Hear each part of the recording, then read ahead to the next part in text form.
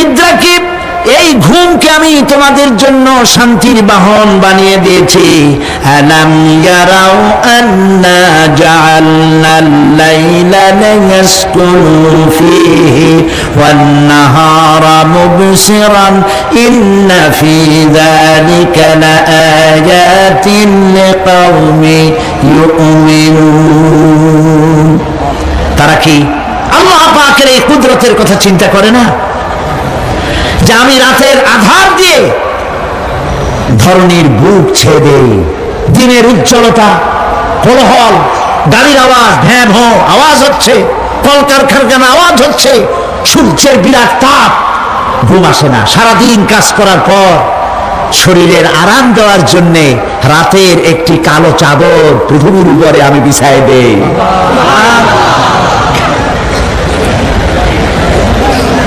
আর মানুষ আরাম গ্রহণ করে, শুধু মানুষ না, সব প্রাণী আরাম গ্রহণ করে। সুবহানাল্লাহ।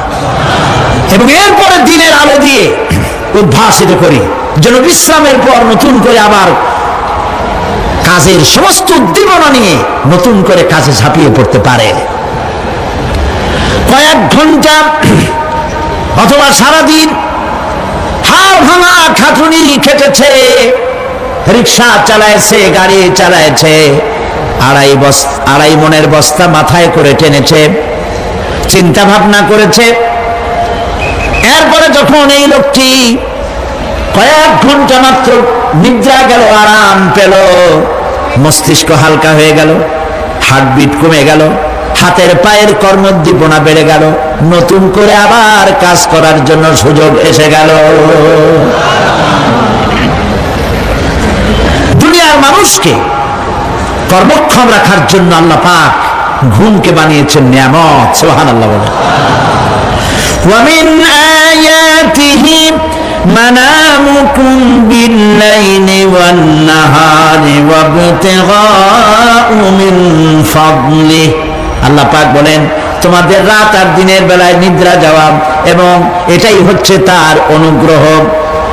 রাত আর দিনের নিদ্রা যাওয়ার পরে আমার অনুগ্রহ অর্থাৎ রিজিক তালাশ করার জন্য শরীরের ভিতরে, মনের ভিতরে, হাত পায়ের মধ্যে কর্মের উদ্দীপনা আমি তোমাদের দিয়ে দেই।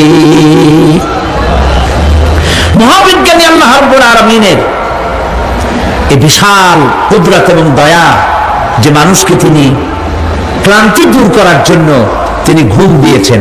আলহামদুলিল্লাহ বলি। অনেক মানুষ আছে ঘুমাইতে পারে না, ঘুমাবার জন্য ফেনার গান খায়, ঘুমাবার জন্য ভ্যালিয়াম খায়, সিরাক্সিন খায়, রিল্যাক্সিন খায়, কত অক্সিজেন, অক্সিজেন, কত কিছু খায়, তারপরেও ঘুম আসে না। এই ঘুম যার আসে না, বিরাট নিয়ামত থেকে বঞ্চিত। ঘুম একটি নিয়ামত। আলহামদুলিল্লাহ বলি, আলহামদুলিল্লাহ বলি। বিশাল নিয়ামত ঘুম। আল্লাহ যে সমস্ত নিয়ামত আমাদের জন্ম থেকে শুরু করে এ পর্যন্ত বডির মধ্যে দিছেন, মৃত্যুর আগে আল্লাহ যেন একটিও কেড়ে না নেন। বলি আমিন। আল্লাহ রাব্বুল আলামিনের পরে বলেন وَجَعَلْنَا اللَّيْلَ لِبَاسًا وَجَعَلْنَا النَّهَارَ مَعَاشًا। আর রাতকে করেছি আচ্ছাদন, আবরণ, দিনকে রুজি কামাবার জন্য ব্যবস্থা করে দিয়েছি। দিনের বেলা রুজি কামাবেন, দিনের বেলায় ঘুমায় থাকবেন না। বহুত মানুষ আছে সকাল বেলায় ঘুম দিল, 12টা 1টা বাজে গেল। উর্দুতে ছোটবেলায় পড়েছিলাম জিসনে সোয়া উসনে খোয়া, যে ঘুমাইলো সব সর্বনাশ করলো। অসময় ঘুমানো, অসময় ঘুমানো সর্বনাশ হয়ে যাবে সব। এই জন্য আল্লাহ পাক বলেছেন দিনটারে বানাইছি রুজি কামাবার জন্য। রুজি কামাও, রুজি কামানো এটা একটা ইবাদত। রুজি কামানো কি? হালাল রুজি কামাবেন, ইবাদত। আপনি যে আপনার স্ত্রীকে একটা ব্লাউজ কিনে দেন, কাপড় চোপড়, প্রয়োজনীয় কসমেটিক্স কিনে দেন, আপনি যে বাজার ঘাট করেন, সব হালাল পয়সা যদি হয়, সাদকা দেওয়ার মতো সমান সওয়াব হবে। রুজি কামাইতে হবে, এটা আল্লাহ পাকের হুকুম। রুজি কামাও। ফাইদা কুদিয়াতিস সালাত ফান্তাশিরু ফিল আরদ ওয়াবতাগু মিন ফাদলিল্লাহ। সুবহানাল্লাহ বলেন। নামাজ যখন শেষ হয়ে গেল, ফাইযা কুদিয়াতিস সালাত, নামাজ যখন শেষ হয়ে গেল, ফান্তাশিরু ফিল আরদ, তখন জমিনে ছড়িয়ে পড়ো আর আমার অনুগ্রহ রিস্ক অনুসন্ধান করো। সুবহানাল্লাহ। আল্লাহ রাব্বুল আলামিন তার হাবিব সম্পর্কে বলেন, তাবারাকাল্লাযী নাযালাল ফুরকানা আলা আবদিহি লিয়াকুনা লিল আলামিনা নাযীরা। অতীব বরকতশালী সে আল্লাহ রাব্বুল আলামিন, যিনি তার বান্দার উপরে ফুরকান অবতীর্ণ করেছেন, যাতে করে তিনি তার কওমের কাছে দাওয়াত পৌঁছান। এ কথা বলা হয় নাই, লিয়াকুনা লিল আলামিনা নাযীরা, বিশ্ববাসীর কাছে যেন তিনি দাওয়াত পৌঁছাতে পারেন, আল্লাহর সম্পর্কে, জাহান্নাম সম্পর্কে ভীতি প্রদর্শন করাতে পারেন, জান্নাতের সুসংবাদ দিতে পারেন, হেদায়েতের দাওয়াত পৌঁছে দিতে পারেন। এই জন্য আমি রাসূলকে পাঠিয়েছি তাম বিশ্বের সমস্ত মানুষের জন্য। সুবহানাল্লাহ ওয়া বিহামদিহি, তিনি সকলের জন্য।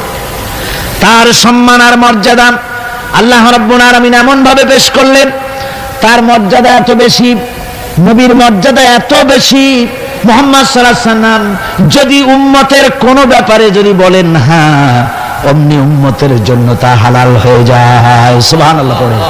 কি আছে এমন যে তার মুখের কথা আইন, কোন পরামর্শের ধার ধারে না, মুখের কথাটা কি আইন। রাসূল যদি বলেন হ্যাঁ, উম্মতের জন্য কি হয়? হালাল। হালাল। রাসূল বলছেন না, উম্মতের জন্য কি হয়ে গেল? হারাম হয়ে গেল। সুবহানাল্লাহ ওয়া বিহামদিহি। এটা হচ্ছে আল্লাহ তার রাসূলকে লেজিসলেটিভ পাওয়ার, আইন তৈরি করার অধিকার আল্লাহ তার হাবিবকে দিয়েছেন। রাসূল ছিলেন শারে, শরীয়ত প্রণেতা। হালাল হারামের সীমারেখা কোরআনে যা আছে এটুকুনি শেষ নয়। হালাল হারামের সীমারেখা রাসূল পাককে প্রদান করার জন্য, নির্ধারণ করার জন্য আল্লাহ পাক তাকে পারমিশন দিয়েছেন, পাওয়ার দিয়েছেন। ওয়ামা আতাকুমুর রাসূলু ফাখুযুহু ওয়ামা নাহাকুম আনহু ফান্তাহু। এই আয়াত দিয়ে প্রমাণিত হয় রাসূল তোমাদের জন্য যা দেন তা গ্রহণ করো, যা নিষেধ করেন তার থেকে বিরত থাকো, ফিরে থাকো। রাসূল পাক সাল্লাল্লাহু আলাইহি ওয়াসাল্লামের ইজ্জত সম্মান এভাবে আল্লাহ দান করলেন। হ্যাঁ বললে হালাল হয়ে যায়, না বললে হারাম হয়ে যায়। রাসূলের মর্যাদা এত বেশি, তিনি যদি পথ চলেন, পা উঁচু করলে আর শাযিম পর্যন্ত চলে যান। তিনি যদি আল্লাহর দরবারে মুনাজাত করেন, মুনাজাত করতে দেরি আছে, কবুল হতে দেরি নাই। হাত তোলা লাগে না, হাত তোলা লাগে না। আমরা যে হাত তুলে মুনাজাত করি, রাসূল সাল্লাল্লাহু আলাইহি ওয়াসাল্লাম হাত তুলেছেন, আবার অনেক সময় হাত তোলেননি। কোন সময় হাত, হাদিস শরীফে এসেছে এভাবে হাত উঁচু করেছেন আকাশের দিকে, হাদিস শরীফে এসেছে বগলের সাদা চামড়া দেখা গিয়েছে, এভাবে আল্লাহর কাছে দুহাত তুলে, দুহাত প্রসারিত করে আল্লাহর কাছে কামনা করেছেন। এমন সত্তা, মনে ইরাদা করতে দেরি, কবুল হতে দেরি নেই। হাদিস শরীফে এসেছে হযরত আবু হুরায়রা রাদিয়াল্লাহু তাআলা আনহু একবার রাসূল করিম সাল্লাল্লাহু আলাইহি ওয়াসাল্লামের দরবারে কাঁদতেছিলেন। হুজুর জিজ্ঞেস করলেন, আবু হুরায়রা তুমি কাঁদো কেন? হযরত আবু হুরায়রা বলেন, হুজুর আমার মা আমাকে মেরেছে, আমি সেই জন্য কাঁদতেছি। হুজুর বলেন, মা তোমাকে মারলো কেন? কোনো বেয়াদবি করেছো নাকি? তিনি বললেন, না কোনো বেয়াদবি করি নাই, তবে মারলো কেন? হযরত আবু হুরায়রা বলেন, হুজুর আমার মা হচ্ছেন মুশরিকা, আমার মা কাফের।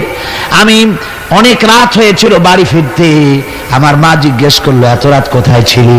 আমি বললাম, মা তাম পৃথিবী যে কদম মোবারক চুমতে পারলে নিজেকে ধন্য মনে করে, আমি সেই রাসূলের দরবারে ছিলাম, আসতে দেরি হয়ে গেছে। ইয়া রাসূলুল্লাহ, আপনার নাম শোনা মাত্র আমার মায়ের গায়ে আগুন জ্বলে গেল, সহ্য করতে না পেরে আমাকে মায়ের আরম্ভ করে দিবে। বলল, আবু হুরায়রা হয় আমার বাড়ি ছাড়বি, না হয় মুহাম্মদ সাল্লাল্লাহু আলাইহি ওয়াসাল্লামের ঘর ছাড়বি, কোনটা করবি কর। আমি বললাম, মা তোমার গায়ে যত শক্তি আছে সমস্ত শক্তি দিয়ে তুমি আমাকে প্রহার করো, আমি তামাম তোমার বাড়িটা শুদ্ধা তামাম দুনিয়া ছেড়ে দিতে পারি, কিন্তু রাসূল পাক সাল্লাল্লাহু আলাইহি ওয়াসাল্লামের কদম মোবারক ছাড়তে পারি না। ভাইরা আমার, হযরতে আবু হুরায়রা কাঁদতেছেন। আল্লাহর নবী বলেন, তুমি কাঁদো কেন? তোমার মা তোমাকে মেরেছেন, আমি এখানে কি করব? এখানে তো আমি কোনো দখল আন্দাজ করতে পারি না, আমি কি করতে পারি? এখানে ইন্টারফেয়ার তো আমি করতে পারি না, মা তোমারে মেরেছে। হযরত আবু হুরায়রা বলেন, ইয়া রাসূলুল্লাহ, মায়ের বিরুদ্ধে কোনো নালিশ করার জন্য আপনার কাছে আমি আসি নাই। বলে, কেন এসেছো? হযরত আবু হুরায়রা বলেন, হুজুর, এসেছি এই জন্যে, আমি জানি আপনি যদি আল্লাহর দরবারে কোনো ব্যাপারে দোয়া করেন, আল্লাহ রাব্বুল আলামিন তা মঞ্জুর করে নেন। আপনি মেহেরবানি করে আমার মায়ের হেদায়েতের জন্য আল্লাহর কাছে দোয়া করুন। হুজুর সাল্লাল্লাহু আলাইহি ওয়াসাল্লাম দুই হাত উঁচু করলেন, বললেন, আল্লাহুম্মা ইহদি উম্মা আবি হুরায়রা, আয় আল্লাহ, আবু হুরায়রার মাকে তুমি হেদায়েত নসিব করে দাও। এই দোয়া রাসূল করতেছেন। হুজুরকে দোয়ার মধ্যে ফেলে রেখে আবু হুরায়রা দৌড় আরম্ভ করেছে বাড়ির দিকে। পেছন থেকে কয়েকজন সাহাবী তারা দৌড়ে গেল। আবু হুরায়রা দৌড়ায় কেন? এত ভদ্র মানুষ, কোন সময় কারোর সাথে রাগারাগি করে না, দৌড়ায় কেন? নিশ্চয়ই কোনো বিপদ বুঝি হয়ে গিয়েছে, পিছন থেকে জামা টেনে ধরেছে। কি হয়েছে, দৌড়াও কেন?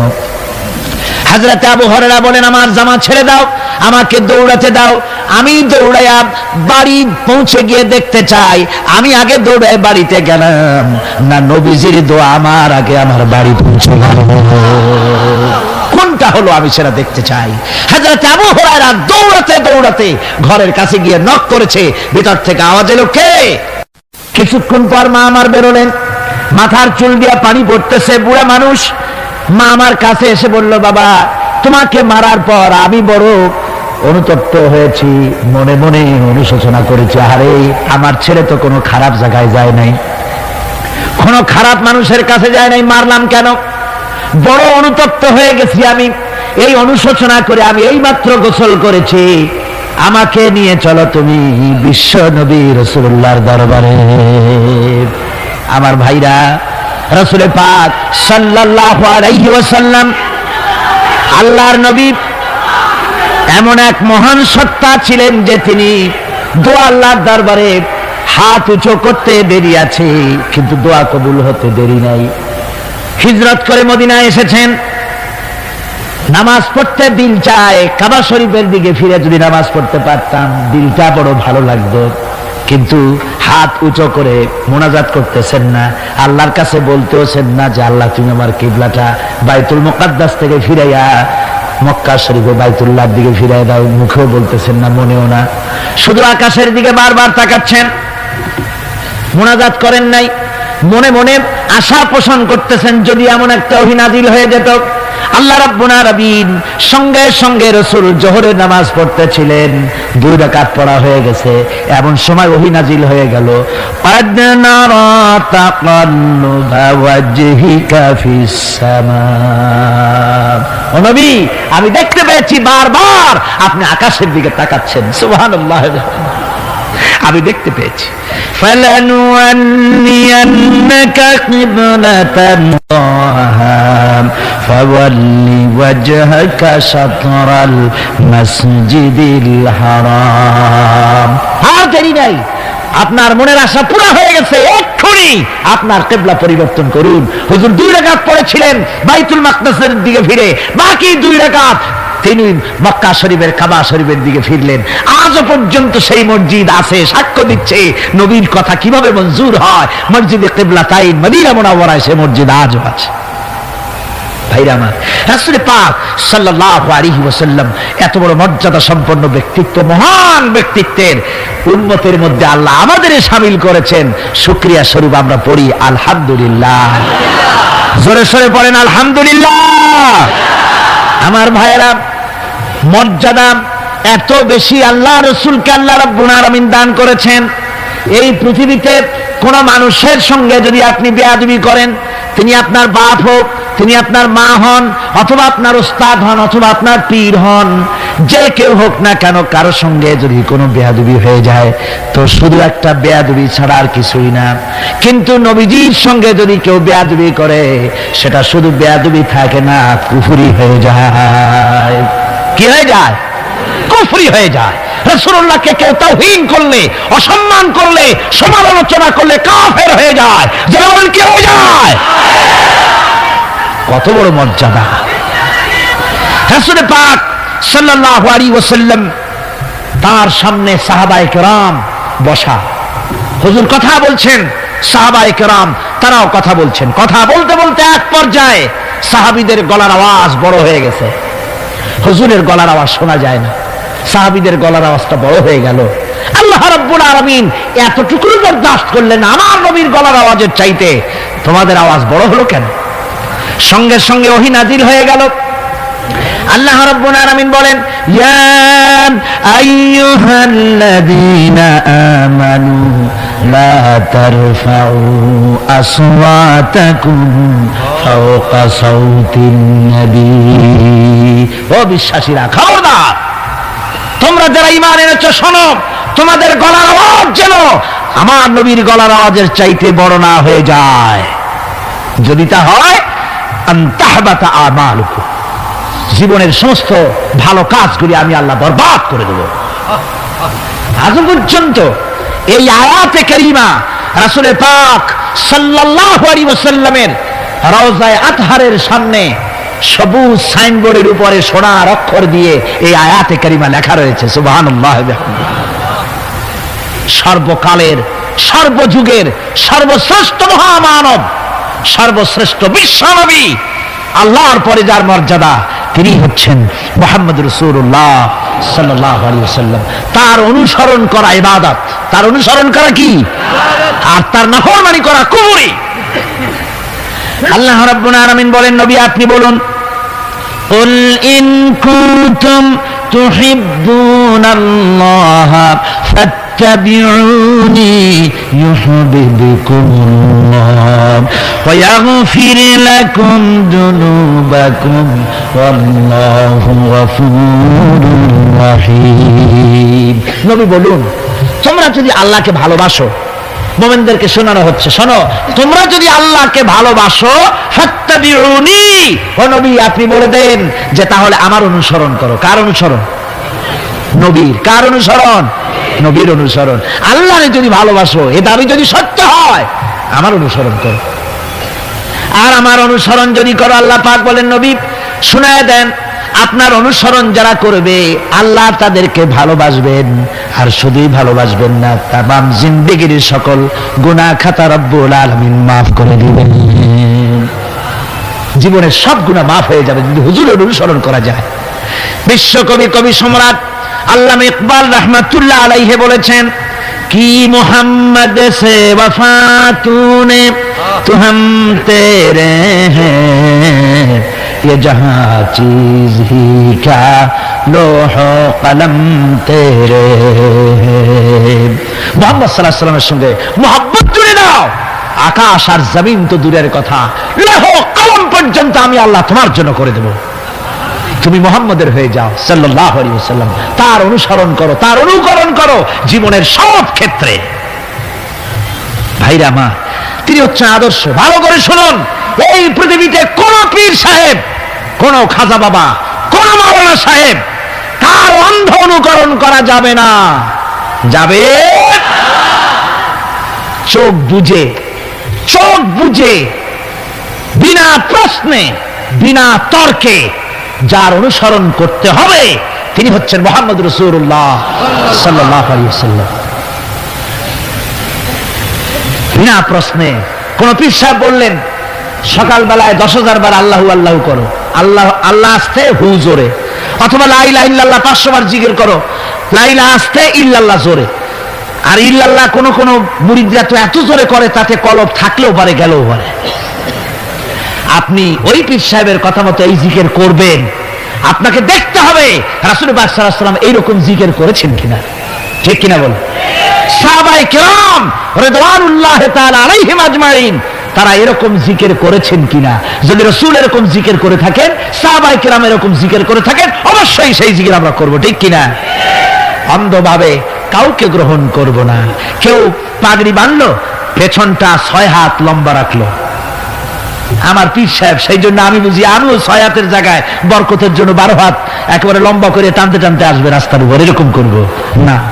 জামাটা কেমন হবে, মোষটা কেমনে কাটবো, দাড়িটা কিভাবে রাখবো, টুপিটা কিভাবে লাগাবো, খানা কিভাবে খাবো, তারপরে কিভাবে কি করব আর না করব, সবটার মানদণ্ড হচ্ছেন কে? উসওয়া হাসানা। লাকাদ কানা লাকুম ফি রাসূলিল্লাহি উসওয়াতুন হাসানা।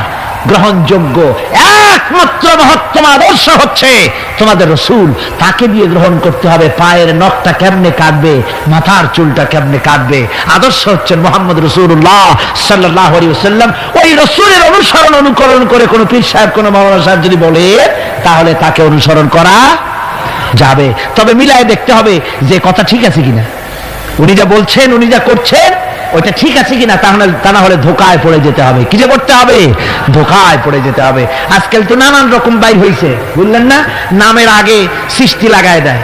ওই যে ঢাকার কাছে এক জায়গায় একটা সদরদ্দি সৃষ্টি হইল, তারপরে তাকে উঠায় দেওয়ার জন্য কত সংগ্রাম হলো, কত মানুষ মরলো। আপনার পত্রিকা পড়েন নাই? সে বলেছে রোজা না রাখলে চলবে, ইফতার আসরের সময় করলে হবে, আর রোজার দিন দুপুরের সময় চিড়ে চিড়ে খাইলে অসুবিধা নেই, বুঝলেন? যশোরে গেলাম, সেখানে শুনলাম সেই পাকিস্তান আমলে এক পীর নাকি আসছিল, এসে বলে গেছে, ভাই আসল পর্দা মনের পর্দা, এর থেকে বাইরের কোনো পর্দা না। লোক দেখানো পর্দাটা করে লাভ কি? আসল পর্দা মনের পর্দা। তারপরে মনে মনে নামাজ পড়ো, মনে মনে রোজা রাখো, মনে মনে হজ করো, যাকাত দাও। মনটা সাফ হয়ে গেলে তোমার আর কোনো অসুবিধা নাই। এই মনের পীর আসলো, আমি সেই এলাকায় গেলাম, যাইয়া শুনি এই রকমের কাম করছে। আমি বললাম, ওই লোকটা যদি আবার আসে, আম গাছের সাথে বান্ধা ধুয়ে, তারপরে সে যখন বলবে যে আমার তো পেশাব পায়খানা করা লাগবে, আমারে ছাড়ো, তোমরা বলবা যে না, ছাড়া যাবে না। মনে মনে যদি নামাজ পড়া যায়, মনে মনে পেশাব পায়খানা করুন। যদি বলে আমার ক্ষুধা লাগছে অথবা পানি পান করবে, তৃষ্ণা লেগেছে, বলতে হবে মনে মনে যদি রোজা রাখা যায়, তো মনে মনে খাওয়া দাওয়ার কামটা সারিয়ে নেন, মেহরবানি করে। এই ধরনের কিছু সংখ্যক লোক বেরিয়েছে, যাদেরকে লোকেরা সাহাবীদের চাইতে, নবীদের চাইতেও বড় মনে করে।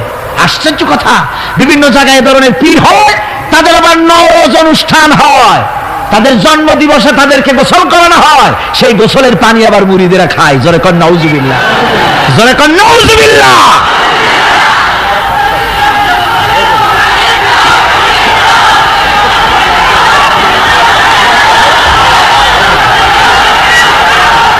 আমার ভাইয়েরা, পীর সাহেবের গোসল করা পানির ভিতরে মুসলমানদের জন্য কোনো বরকত নাই। আছে কোনো বরকত? প্রশ্নে ওঠে না। তার শরীরের কত জায়গা ধুয়ে পানি পড়তেছে, আর সেইটা মুরিদরা খায়। লজ্জা নাই, শরম নাই, ঘৃণা পর্যন্ত নাই। খুলনার এক এলাকা আছে, এক পীর সাহেব, তার মুরিদরা তার পায়ের বুড়ো আঙ্গুল চষে, চুষতে চুষতে প্রায় ঘা বানায় ফেলেছে। তা আমি মুরিদদের জিজ্ঞেস করলাম যে তোমরা এরকম পাঁচ আঙ্গুল চষো কেন? কয় যে হুজুরের মারেফত পায়ের আঙ্গুল দিয়ে পেটের মধ্যে ঢুকবে, সেই জন্য। কি ধরনের খোরাফাত, কি বিদআত! রাসূল পাক সাল্লাল্লাহু আলাইহি ওয়াসাল্লাম যা করেন নাই, সাহাবায়ে কেরাম যা করেন নাই, সেগুলি চালু হয়ে গেছে সমাজে। এর থেকে বাঁচতে হবে, আপনাকে মনে রাখতে হবে, কলিজার মধ্যে ঈমান রাখতে হবে। কোন পীর সাহেব, কোন মাওলানা সাহেব ফু দিয়া আমার ভাগ্য ভালো বানায় দেবে অথবা আমাকে ভাগ্য নষ্ট করে দিবে, আমি আল্লাহর কসম তো বিশ্বাস করি না। আমার ভাগ্য,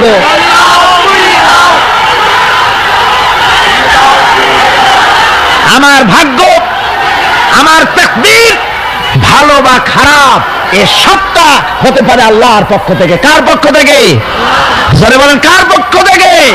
আল্লাহর পক্ষ থেকে হতে পারে।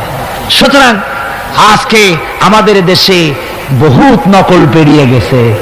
পীর মুরিদি একসময় খুব ভালো ছিল, কিন্তু যে জিনিস যত ভালো, তার নকল বেরোয় তত তাড়াতাড়ি। তবে আলহামদুলিল্লাহ, এখনো আলহামদুলিল্লাহ কিছু হাক্কানি পীর এখনো আছে, যারা সমাজের কাজ করেন, যারা ওইভাবে কদম বুঝি নেওয়ার জন্য পা আগ বাড়ায় দেয় না। কথা বুঝতে পেরেছেন? মানুষকে সর্বনাশ করে না, বরং তাদের ইলম আছে, ইলমের দ্বারা মানুষের কাছে হেদায়েতের কথা শোনায়, সমাজ গঠনমূলক কাজ করে, আল্লাহর কোরআন প্রচার করে। এ ধরনের লোক আছে, তবে এদের সংখ্যা কম। ঠিক কিনা? কম, এদের সংখ্যা কম। এরা বিভিন্ন জায়গায় মাজার তৈরি করেছে, মাজারাত তৈরি করেছে, একটা দুইটা মাজার না, বহুত মাজার। গাড়ি বাস সব থামাইয়া তারপরে তাদের কাছ থেকে, মানুষের কাছ থেকে পয়সা কালেকশন করা হয়। ঠিক কিনা? এই যে পয়সা কালেকশন করা হলো, আমি জিজ্ঞেস করি এই টাকাগুলো যে কালেকশন করা হলো, দেওয়া হলো, এই টাকা দিয়ে কবরে যে শোয়া আছে, ওই টাকা দিয়ে তিনি কি কোনো ফায়দা পান? টাকা দরকার কার? জীবিত মানুষের না মরা মানুষের? তো কমন সেন্স নাই কেন মুসলমানের? যিনি ইন্তেকাল করেছেন, মাটির মধ্যে শুয়ে আছেন, তারে টাকা দেই কেন? উনি কি এই কমলার সিজনে কমলা কিনে খাবেন? তো টাকাটা কেন দেওয়া হয়? এই আপনার টাকা দিয়া এই মাজারকে যারা পাহারা দেয় তারা অনেক বড় লোক হয়ে গেছে, ঠিক কিনা? আবার অনেক মাজার আছে যে মাজারে কেডা শোয়া তা মাজারের পাহারাদারও জানে না। এরকম আমি নিজেও দেখেছি। জিজ্ঞেস করেছি যে কবর কার, তা তো জানি না। একজন আল্লাহর মাহবুব বান্দা শুয়ে আছে এখানে। কে সেই মাহবুব বান্দা? নাম টাম জানি না। স্বপ্নের মধ্যে দেখলাম আল্লাহর এক অলির কবর এখানে, সেই জন্য গম্বুজ বানাই দিছি।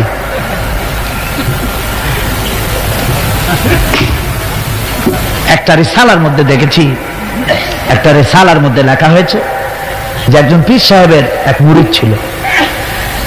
তো পীর সাহেবের বাড়িতে এক মাজার আছে, সেই মাজারকে কেন্দ্র করে প্রতি বছর ওরস হয়। মুরিদ সে গরিব মানুষ, ব্যবসা বাণিজ্য করে খায়। তারপরে সে তার একটা গাধা ছিল, সে গাধার উপরে সওয়ার হয়ে বাজার ঘাট করতো, মালপত্র আনা নেওয়া করে ওই দিয়ে তার জীবিকা নির্বাহ হতো। একদিন তার গাধাটা মারা গেল। সেই রিসালার মধ্যে লেখা হয়েছে যে লোকটা তখন গাধা মরেছে, এর আর কিচ্ছু নাই, জমি জমাও নাই, খাবে কি করে? খুব দুঃখ পেল মনে। আর এই গাধা যদি মরে কুলে পড়ে থাকে তাহলে দুর্গন্ধ হবে। সেই জন্য রাস্তার পাশে ঝুপড়ি, তার একটা বাড়ি, ওই বাড়ির পাশেই রাস্তা, রাস্তার পাশেই একটা কবর খুঁড়িয়া তার মধ্যে গাধারে শোয়াই দিয়া দাফন টাফন করিয়া কবরের পাশে বসে আর দুশ্চিন্তা করতেছে যে আমি এরপরে বাঁচবো কি করে, খাবো কি, ঘুমায়, মানে চোখ বুঝে বুঝে কাঁদতেছে। এমন সময় ওইটা ছিল বাজারে যাওয়ার রাস্তা, লোকজন বাজারের দিকে যাচ্ছে। যাওয়ার সময় চিন্তা করলো যে এখানে তো কোনোদিন মাজার দেখিনি, এখানে একটা লোক কাঁদতেছে মাজারের কাছে বসে, না জানি কোনো অলি আল্লাহর কবর হবে বোধহয়। এরপরে লোকেরা বাজার থেকে ফেরার সময় দেখে যে হ্যাঁ, ওই সেই লোকটা এখনো কাঁদতেছে। তখন যার কাছে যা ছিল, কেউ 2টা পান খেয়ে গেল, কেউ একটা বেগুন, কেউ 2টা চিংড়ি মাছ, কেউ 2টা টাকা, কেউ একটু মরিচ, এইভাবে তরি তরকারি চাউল যার কাছে যা ছিল কিছু কিছু দিয়ে গেছে। কিছুক্ষণ পর সন্ধ্যার দিকে লোকটা মনে করলো আর কতক্ষণ কান্দি, এখন বাড়ি যাই। চোখ খুলে দেখে চতুর্দিকে খাদ্য খাবার, তরি তরকারি, পয়সা করি। কই যে মাশাআল্লাহ, শুনছিলাম হাতি বাঁচতেও লাখ টাকা, মরলেও লাখ টাকা। সে কথা যে গাধার ব্যাপারে খাটে তা তো জানি না। এই গাধা মরিও তো আমার বাঁচায় গেছে। এখন ওই কবরের উপরে, গাধার কবরের উপরে চাদর টাদর চড়াই চড়াই দিয়া ওইখানে জুজ্জাক করে বসছে। বছর খানিক চলে গেল, লোকেরা পয়সা করি দেওয়া শুরু করলো। এরপরে সেখানে সে ইট পাটকেল জোগাড় করলো, একটা বিল্ডিং তৈরি করলো, সামনে সাইনবোর্ড লাগাই দিল হযরত গেদা শাহ রহমাতুল্লাহ আলাইহির মাজার। মানুষ প্রতি বছর ওর সেখানে জমা হচ্ছে, টাকার অভাব নাই। এখন এই লোক যার মুরিদ, সেই পীর সাহেবের কাছে অন্যরা এসে কয় হুজুর আপনার মাজারের আর বরকত কি, আপনার মুরিদের মাজারের কাছে মানুষ ভরা, টাকার অভাব নাই। পীর সাহেব কৌতূহল হলো যে ও আবার একটা মাজার পাইল কই। তারপরে একদিন ওই মুরিদকে ডেকে বললো, বাবা সত্যি কথাটা আমারে কও, এই মাজার কার? মুরিদ কয় যে হুজুর আপনি আমার ওস্তাদ, আপনার কাছেই সব শিখছি, কিন্তু এই কথা কাউকে বলবেন না। বল না, বল না কি হয়েছে, মাজারটা কার? বললো যে হুজুর যে গাধাটা নিয়ে ব্যবসা করতাম, ওই গাধাটা মরে গেল, তারে কবরে দিয়ে টিয়া এরপরে পরে এই ঘটনা হয়েছে। পীর সাহেব কয় আমি আরো চিন্তা করছিলাম যে না জানি কোনো সত্যি কোনো পীর সাহেবের মাজার।